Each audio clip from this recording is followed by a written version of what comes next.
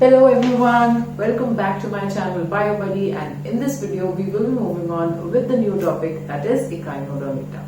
Right? So till now beta we have all done together many phylums, right?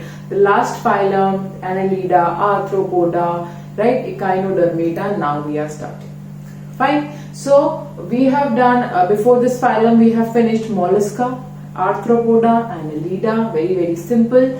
Right, now we are moving on to Echinodermata. Now in this beta some exclusive features will begin from this particular phylum. Right, very easy, very simple, nothing to worry about. Don't worry that ma'am, how will we do all these things? We are so confused. More or less they are so similar. Some of the points are so easy, some of the points are very difficult to memorize. Just don't think about it all. Okay, just leave it aside, focus on what you are being given to study. Just study that, you'll be good to go. I'm telling you, just keep on memorizing what you are studying. Right, for example, you're going to school, you're studying certain things, but you're not coming home and memorizing it. There's no point. Right, your memory, if it's very sharp, it's good to go. Just from studying in the school, then it's very good. Very good, keep it up. But if not, you know yourself very well that how far you can remember things. So if not, then whatever you're studying at home, whatever you're going to the tuition studying, etc., what you're studying in the video, make sure you're revising it again. Very important. Right? And these videos, obviously, they are very helpful to you. Fine? Obviously, you don't have to pay so much money like you're paying in your tuitions. Every day I'm putting up videos in a sequence so that you are, getting each and every point, each and every video with a particular chapter, with a particular topic. Every subheading, every heading is being covered. So that's very simple. You just need to play and pause the videos and make sure you're memorizing them daily. Okay, so let's get started. Right, so this is the new topic, that is Echinodermata. Very simple. First of all, why is Echinodermata called as Echinodermata? Every time we ask this question whenever we are starting a new phylum. Right, so echino means beta spiny. Okay, echino here means spiny.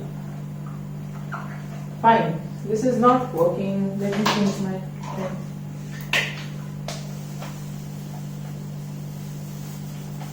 Okay.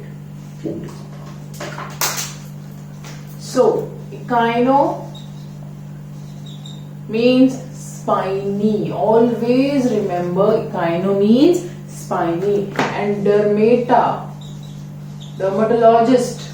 Do you understand? Dermatologist means a skin doctor, skin specialist. So derma means skin. So they are, you will say, they are spiny skinned. They are spiny skinned. Okay, that means the skin that they have is spiny in nature. Okay, so they have an endoskeleton. Endo means the skeleton outside the body. Endoskeleton, which has calcareous ossicles. Calcareous ossicles. Fine. So the endoskeleton of this particular phylum, that is Echinodermata, is beta made up of calcareous ossicles. Fine. So Echinodermata, echino means spiny, dermata means skinned. Okay. So spiny skinned organisms, they are present in the phylum Echinodermata. Simple, right? And their endoskeleton, that means the skeleton which is present outside the body, or the hard shell skeleton, which is basically present in molluscans. Right? We were studying in mollusca, they have calcareous deposits on top of their body. We studied that in snail. Fine. Now we are talking about Echinodermata. So what is the difference Echinodermata has? That the endoskeleton is made up of calcareous ossicles. That means they are spined structures present on outside portion of the body. So habitat, they are all marine. This is one and only exclusive feature of Echinodermata, that they are all marine. All present in water. None of them is terrestrial. You will not find Echinodermata on land. You will never find a species from Echinodermata's phylum on land. You will all find them in water. Then level of organization, they have again organ system level of organization. Very simple, that means organs are present all together. Then germ layer, triploblastic, that means ectoderm, endoderm, mesoderm, all the three layers are present. Fine, ectoderm, endoderm and mesoderm. Then coelom. So coelom, you have seen that it is written eucoelomates, right? That means they have a coelom. Fine. But which coelom beta? In the previous phylums you were studying that all of them were schizocoelom. Now this one has the enterocoelom.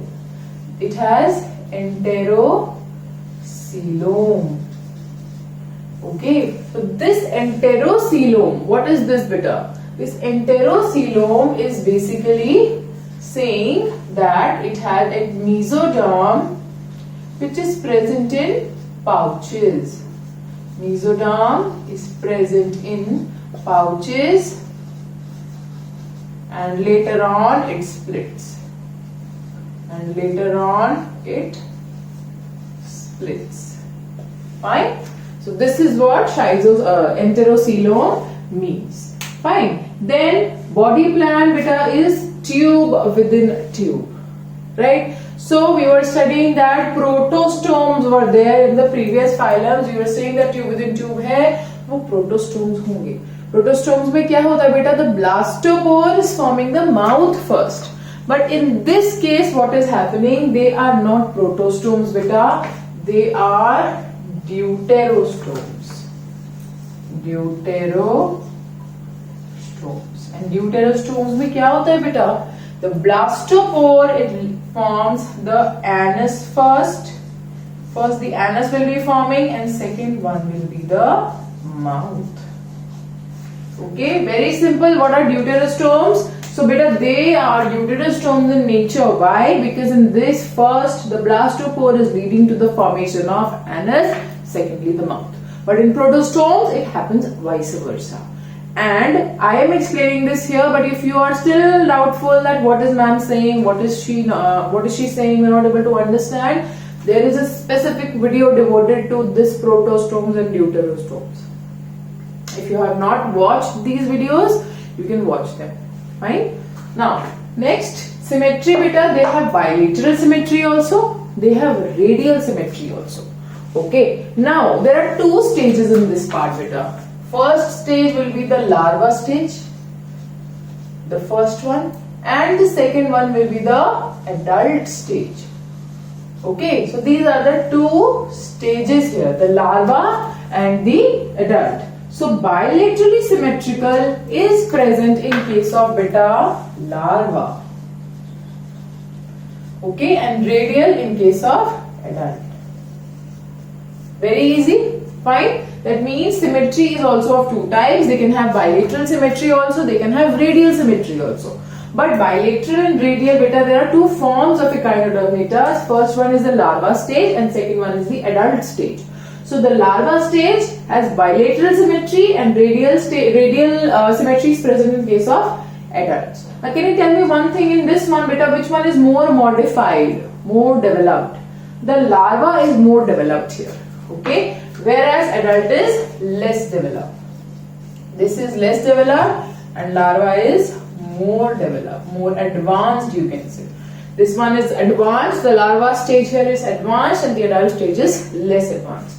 Then segmentation is absent, right? And the notochord is also beta absent in this case. Fine. So this is the Echinodermata general characteristics. Okay, so this is all very, very simple. I have told you each and everything in detail beta. Any problems, any doubts, you can ask in the comment section. Fine.